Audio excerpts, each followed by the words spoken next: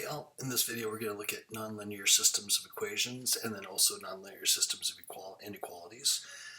For the equations it's going to seem kind of like what we were doing in previous sections where we use substitution and elimination to solve the systems. Dependent on what we're presented on, in this section it's definitely more important to pick the right method. Some of these will not solve by elimination, we aren't able to match terms. And the others that if we tried to do by substitution, it would be like really, really hard. So picking the right method is definitely helpful here. The other thing that's a little bit different with these is we can get more than one answer. Before, when we were doing linear systems, we just had two lines or three planes and they were intersecting at one point. With these, we can have really different geometry going on.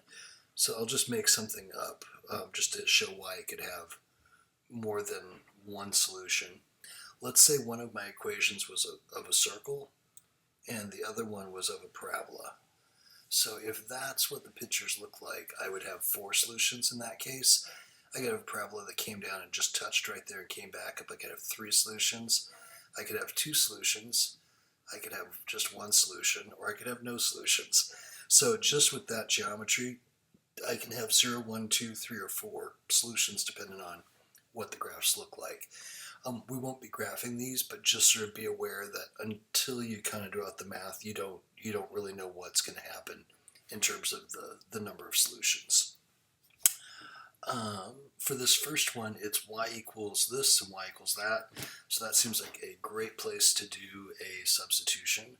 So I'll go x squared minus 25 equals 25 minus x squared. And then we're going to get x's to one side, numbers to the other. So adding x squared over here, x squared plus x squared would be 2x squared. Careful not to do an x to the fourth or something there. We're just doing one of these plus one of these makes two of those. And then adding 25 over and we would get 50. Let's divide both sides by 2, and then we have x squared equals 25. And then remember, to solve this we would use square roots, and to be careful right there because you need that plus or minus, because this actually has two solutions. 5 squared is 25, but negative 5 times negative 5 is also 25. So x is plus or minus 5. We'll plug that back into either equation. So y equals 25 minus 5 squared. And you can probably see that that's going to be 0. 25 minus 25 would be 0. And if I put negative 5 in, it's going to come out the same, because it would be negative 5 quantity squared would still be 25. It would still come out 0. So for this one, our solution sets are 5, 0, and negative 5, 0. For this particular problem, we do actually have enough math if we're thinking of the graphs. And again, not that we're going to graph these, but this would be a parabola opening down, shifted up 25 units. So it'd be something like that. This would be a parabola opening up, shifted down 25 units this time. It'd be something like that. So what we just found was those y-intercepts that they would have in common at negative 5 and 5, or sorry, x-intercepts. This next one, so this one would be a line intersecting a rational equation. If we were to try to graph that, we're not going to. We're just going to use substitution. So we have y equals x minus 2, so we'll plug that right in there for that y. And then that would equal 3. This is going to be quadratic, so I'm going to want to get the 3 over and then try to factor and solve. Remember, it doesn't equal 0 right now, so I can't, this isn't factored. It looks factored, but until it equals 0, it doesn't do me any good in terms of solving. So x times x is x squared, and then minus 2x on the outside, and a minus 3 because I'm subtracting the 3 over. And then here we need two numbers that multiply to be negative 3, and add to be negative 2. So it sounds like a negative 3 and a positive 1 would make that happen. So we'll do x equals 3 and x equals negative 1. So plugging, I can go to either equation. I'm going to pick that one just because the y is by itself. So if I plug 3 in there, I get 3 minus 2 equals 1. So when x is 3, y is 1. And when I plug negative 1 in there, y equals negative 1 minus 2, and that would equal negative 3.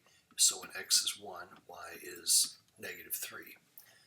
And that should be a negative right there from that negative 1.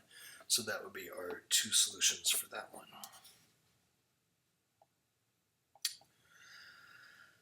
This next one, I wouldn't be able to do addition method on it because it doesn't have like terms. If I brought this x over, I'd have x plus y equals negative 8, and these are squared, so I couldn't add anything and eliminate them.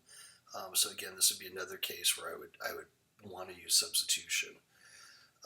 So we'll put, since y is equal to negative 8 minus negative x minus 8, we'll plug that right in here.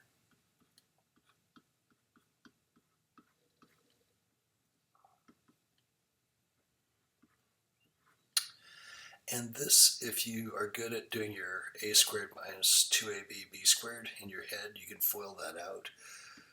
If not, you can FOIL it out on paper here rather than taking the shortcut. So let me show that version, just because it's a little tricky with the signs.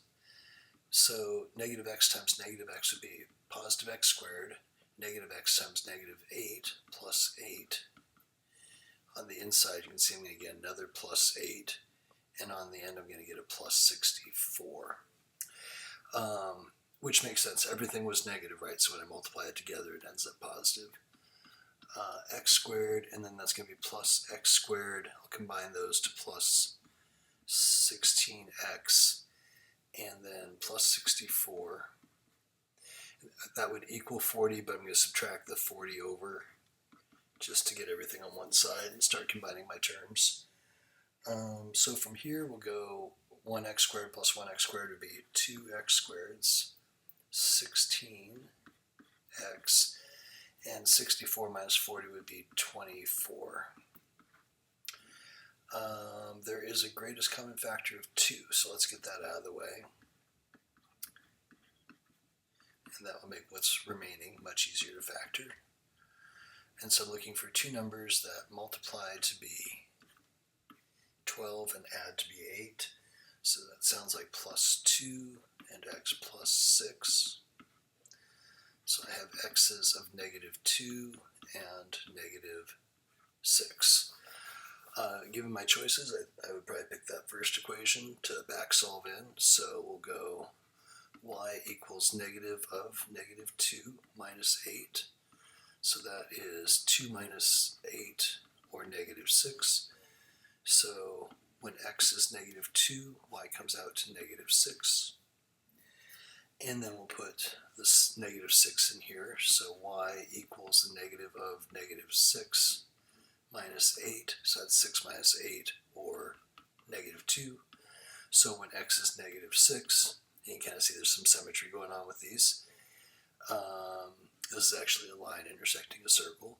So this would be negative 6 and negative 2. Now this next one, everything's over on one side, and this would be like a great place to do elimination. I could substitute out for the x squared. I could bring the 2y over and have 2y plus 27 is equal to x squared and plug that right here. But instead, I think I'm going to do elimination on this one just because I got x squareds and y's and they line up pretty easy. So I'm going to go negative times equation 1, and I'll add equation 2 to that. So just like we did in the previous section. So negative x squared, that'd be a plus 2y then, and a negative 27, and then x squared plus 5y equals 20.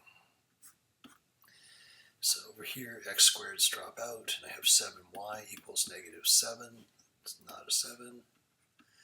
And y equals, that'd be negative 1. I can plug that back into either of these equations. I'm going to pick the first one, just kind of arbitrary.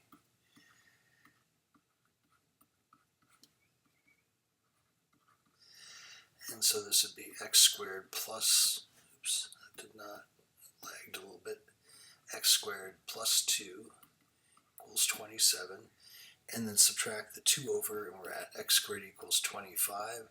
So again, when I take the root on both sides of that, I'll have that plus or minus. So x equals plus or minus 5. So the only y value that works is -1, but that gives me 2 x's to go with it. So 5, -1, and -5, -1 would be our two solutions on that one.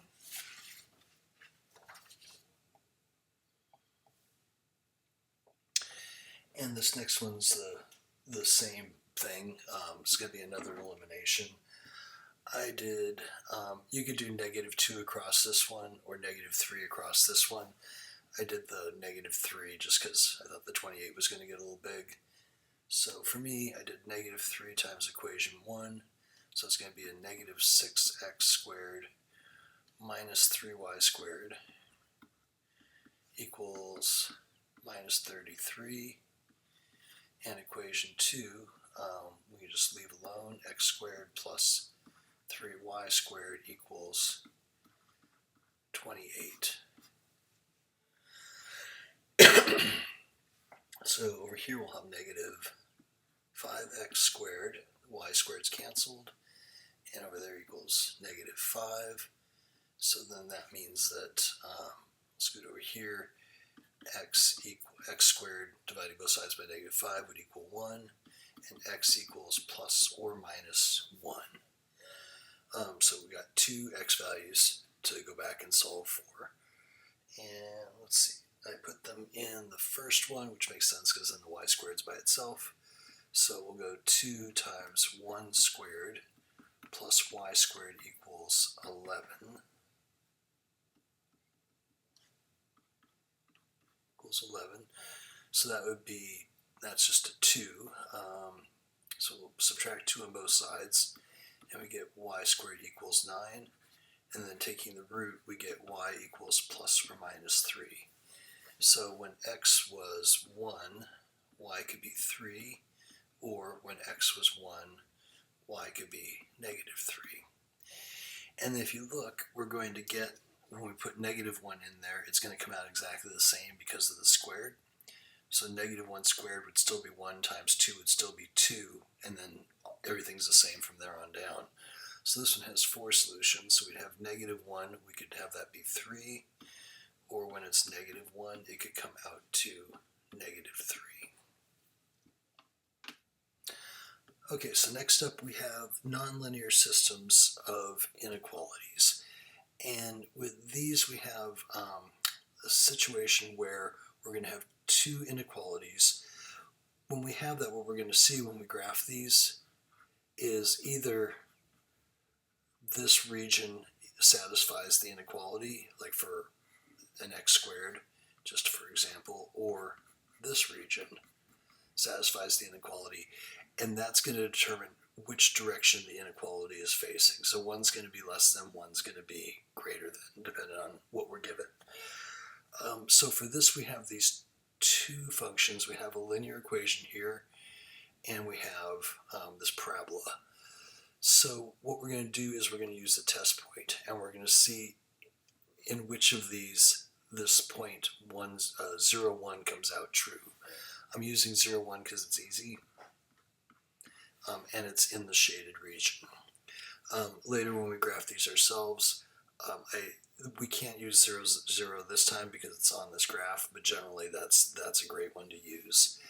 So we'll start with the linear ones here. So x plus 2y is less than or equal to 0. If this comes out true, that point is shaded on this graph. And what this section here is it's the line is shaded this way, the parabola is shaded this way. And so what we're seeing there is the overlapping region. So where this is where both shaded regions are overlapping. It's called the feasibility region. So let me get rid of that stuff just so it's not super messy.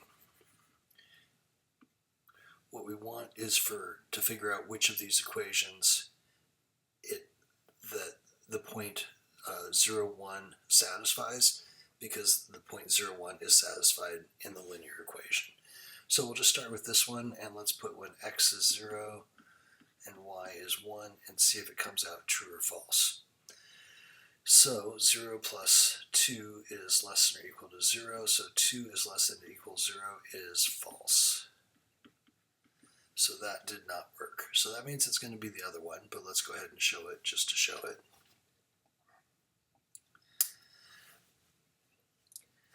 So here, if I put 0 plus 2 times 1 is greater than 0, simplifying that, I get 2 is greater than 0. That is true. So if I were just graphing this line and shading, just for the line, I would be shading this whole region.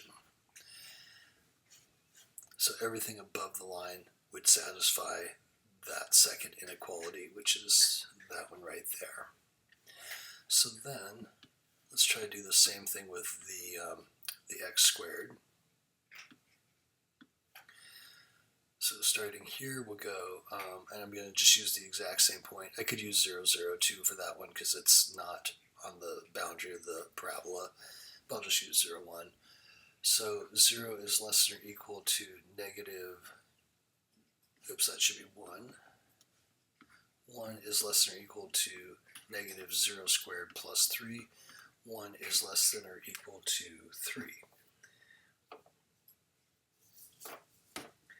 And so that is true.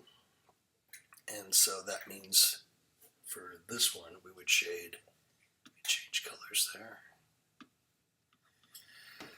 So since this point is true, for this one, we would shade everything on the inside. And so hopefully you can see that this area that they have shaded on the graph, that's where the yellow part and the green part would overlap.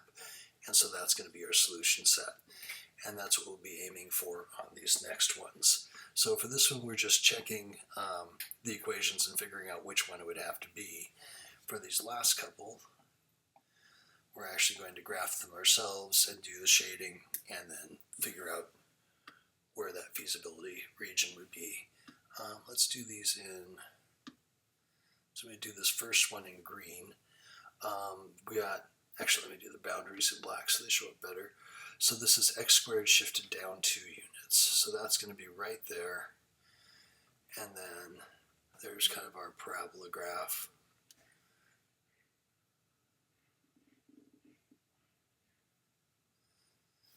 So something like that. And then we're going to test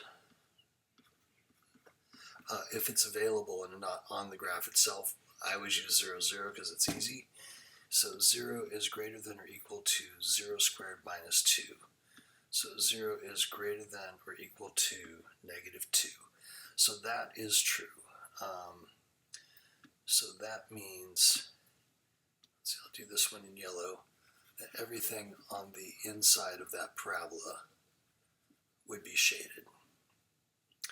And then let's get the second one graphed.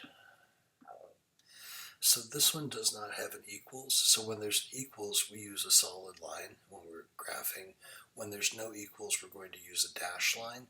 So that's kind of like on our line graphs where we use an open dot to show that the endpoint wasn't included. That's what we're doing here with the dash line. So this is going to be x equals 2 would be our intercept, and our slope is negative 1/4, so it's going to go over 4 and down 1, over 4 down 1. And I'll try to draw kind of a dashed line there. And then let's test 0, 0. So if I test 0, 0 and it comes out true, I would shade this side. If I test 0, 0 and it comes out false, I would shade the other side. So we're going to test 0, 0. And 0 is greater than negative 1/4, 0 plus 2. So 0 is greater than 2. That one is false. And so this point did not work, which means we're shading the other side of the graph. So this would be shaded up here. And so what that means is this area right in here, inside the parabola and above the graph, that's where both the yellow and the green shading would be. So that would be the feasibility region. I'll make a separate video where I show graphing these on the computer, as I always do, just to kind of show that piece of it. It's actually it's easier on the computer because it takes care of a lot of the work for you. But in terms of the test, which is be paper and pencil, for that, this would be the region that you would be shading. And then this last one is kind of the same thing, just one more example of it. So our first equation, it's a 1/4 x squared, which is a little hard to graph, so let me help with that and just kind of remind you how. It's a +2, so it's going to be shifted up 2. And then if you think of the 1/4, it's going to cut all the values to 1/4 of what they used to be. So that first box is pretty hard to graph on. But if you think of just graphing y equals 1/4 x squared, for that one, if you put in 2, 2 squared would be 4, and then the 4's cancel and you get y equals 1. So for the parent function, which I'll just sketch down here real quick, when x is 0, y would be 0, but when x is 2, then the y would be 1 right there. And so that's what we'll graph up here, get rid of those, there and there. That one does have an equals, so I will just use a solid line. If we test 0, 0, we're going to have 0 is greater than, all that drops out because it's 0 plus 2. That is false. 0 is not greater than 2. And so that means we want to shade everything that isn't on the same side as 0, 0. So this point didn't work, and so we're shading inside the parabola. If that was flipped around and 0 was less than 2 and that point did work, I would be shading everything kind of on the outside of the parabola. And then we'll switch back to black, and then for this one we have, it's a linear equation with a y-intercept at -1, which would be right there, and a slope of -2, so go over 1 down 2, over 1 down 2. I'll just trace that back a couple of points to get this thing graphed. And again, no equals on that, so that's going to be a dashed line. Kind of like that. And we'll throw in 0, 0 again, so 0 is greater than, that would be 0 minus 1, so 0 is greater than -1. That is true. So we'll switch colors here. And that means that line is going to be graphed this way, so all through there and up here. So the part that's our solution, I'll just do the little outline in red. This little sliver isn't, because the line isn't shaded on that side. But so there would be the boundary of the solution, would be all that region right in there.